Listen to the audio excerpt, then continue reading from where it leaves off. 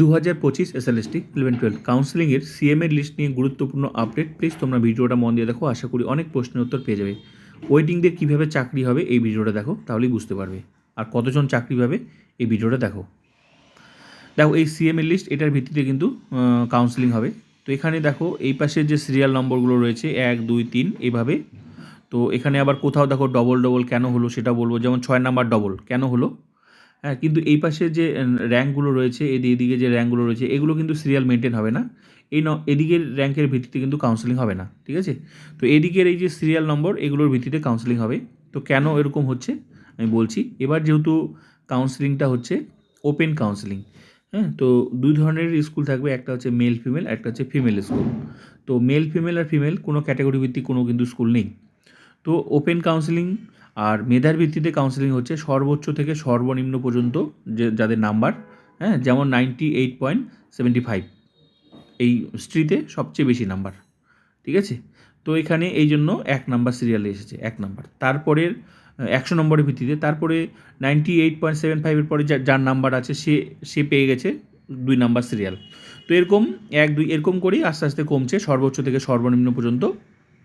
মোট কথা মেধার ভিত্তিতে এবার কাউন্সেলিং, মানে চাকরিও তোমার মেরিট লিস্টে তুমি জায়গা পেয়েছো, মানে ইম্প্যানেল হয়েছো, তোমার চাকরি হয়েছে, কিন্তু কাউন্সেলিংটা কিন্তু এবার মেধার ভিত্তিতে হচ্ছে, ঠিক আছে। তো এরকম করে সিরিয়াল মেনটেন, তারপর আবার কোথাও কোথাও ডবল ডবল কেন হচ্ছে সেটা আমি বলছি।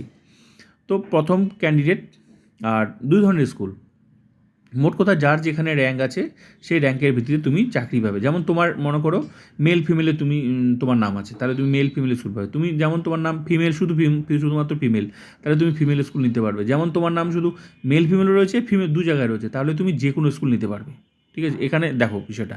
আর ওয়েটিংতে চাকরি কীভাবে হচ্ছে সেটাও দেখো।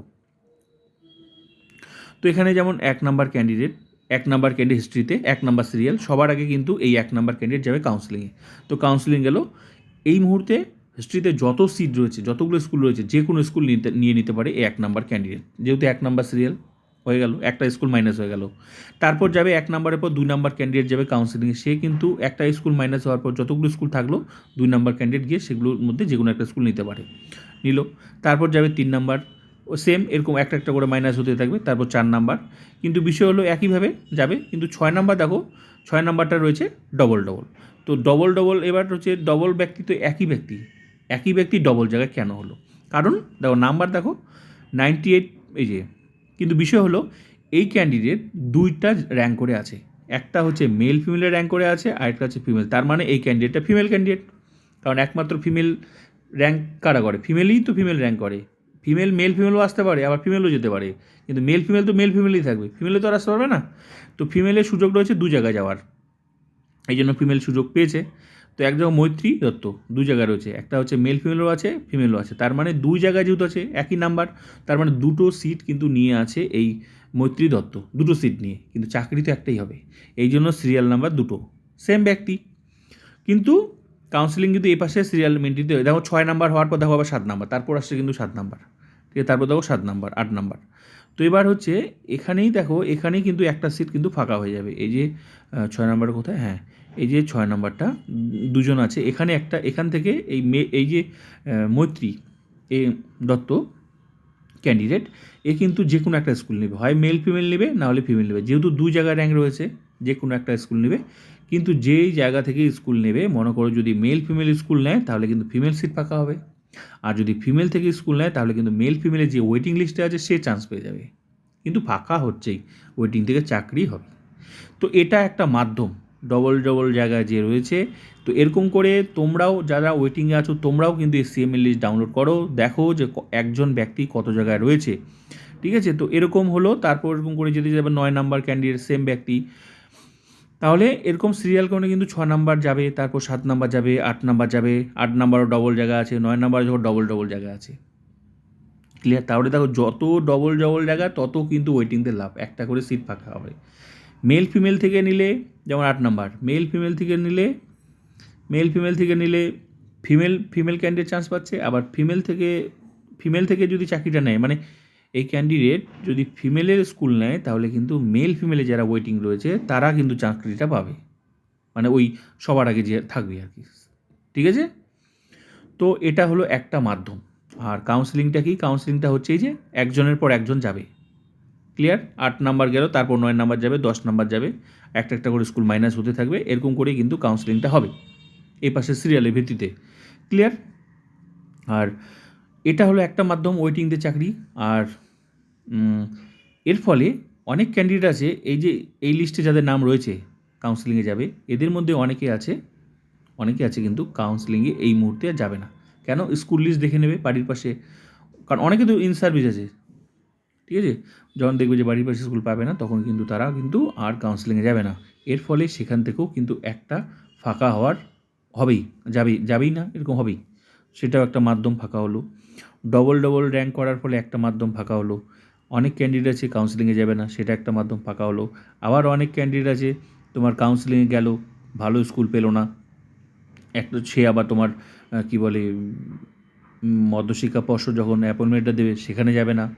আবার অনেকে আছে অ্যাপয়েন্টমেন্টটা নিল, ফাইনালি কিন্তু অন্য চাকরি পাওয়ার পর সে আবার জয়েন করবে না, বা ওই মুহূর্তে আর ভালো লাগছে না, স্কুলে জয়েন করছে, তো আমি তো একটা চাকরি করি, জয়েন করবো না। অনেকে কী আছে এগুলো নিয়ে রাখে, মানে তোমার অ্যাপয়েন্টমেন্টটা নিয়ে রাখলো, জয়েন করবে না, করেই না অনেকে, কারণ ও পরীক্ষা দিয়েছে, ও অ্যাপয়েন্টমেন্ট নিতেই পারে, শেষে ফাইনালি ও জয়েন করবে না। অনেকে করে এরকম, অ্যাপয়েন্টমেন্ট নিয়ে নিল কিন্তু জয়েন করবে না। তো সেখানেও একটা মাধ্যম, যতক্ষণ না ক্যান্ডিডেট জয়েন করে, জয়েন যদি না করে তাহলে কিন্তু সেই সিটটা ফাঁকা হবে, আর জয়েন করলে সেই সিটটা পূরণ হয়ে গেল। তো কতগুলো মাধ্যম, যতক্ষণ না জয়েন করে ততক্ষণ ফাঁকা হওয়ার জায়গা রয়েছে, ঠিক আছে? তো অনেকগুলো ধাপে কিন্তু ওয়েটিংদের চাকরিগুলো মানে ওয়েটিংটা চাকরি পায়, অনেকগুলো ধাপের জন্যই পায়, ফাঁকা হয়। তো এই জন্য ওয়েটিংদের কাউন্সেলিংটা কিন্তু শেষে হয়, সবার শেষে, ঠিক আছে? কারণ অনেকগুলো মাধ্যম রয়েছে ফাঁকা হওয়ার। তো আশা করি বিষয়টা বুঝাতে পারলাম, ঠিক আছে? তো এই লিস্টটা সবাই তোমরা ডাউনলোড করে নাও, আর যার যেখানে র্যাঙ্ক রয়েছে,